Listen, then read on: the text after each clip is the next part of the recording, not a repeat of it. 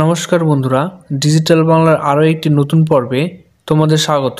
SSC 2016 panel ক্যান্সেলেশনের যে জাজমেন্টটি বেরিয়েছিল 3/4/2025 তারিখে, সুপ্রিম কোর্টের সেই জাজমেন্টটির কিছু অংশ পরিবর্তন বা মডিফিকেশনের জন্য কিন্তু এসএসসি মধ্যশিক্ষা পর্ষদ বোর্ড কিন্তু সুপ্রিম কোর্টের কাছে নতুন করে আপিল করলেন। এই গুরুত্বপূর্ণ আপডেটটি কিন্তু আপনাদের সামনে তুলে ধরার চেষ্টা করছি।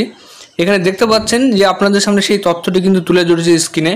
আমরা কিন্তু বিভিন্ন সোশ্যাল মিডিয়া বা নিউজ চ্যানেলের মাধ্যমে শুনছিলাম যে এসএসসি বোর্ড নাকি সুপ্রিম কোর্টের কাছে নতুন করে মামলাটি মডিফিকেশনের জন্য আপিল করবেন, এবং সেই তথ্য কিন্তু আপনাদের সামনে তুলে ধরেছি। দেখতে পাচ্ছেন এসএসসির এই আপিলের মূল বিষয়টি কি রয়েছে সেটি একবার দেখে নেব।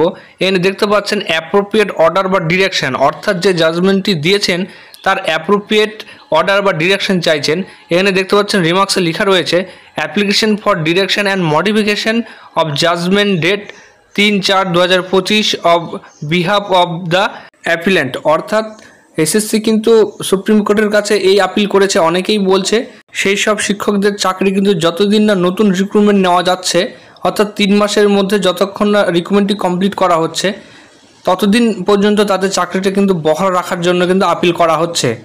এই যে নতুন করে আপিল করলেন সেটি কিন্তু সুপ্রিম কোর্টের ওয়েবসাইটে 7/4/2025 তারিখে 5:34 দিকে হয়েছে।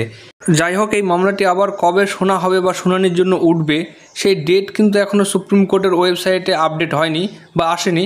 তাই আপনারা চাইলে আমাদের চ্যানেলটিকে সাবস্ক্রাইব করে বেল বাটনটিকে অন করে রাখতে পারেন, যাতে পরবর্তী ডেটটি আপডেট হলে সেই তথ্য কিন্তু আমাদের চ্যানেলের মাধ্যমে তুলে ধরা হবে। তাই অবশ্যই আমাদের চ্যানেলটিকে সাবস্ক্রাইব করে বেল বাটনটিকে অন করে রাখবেন।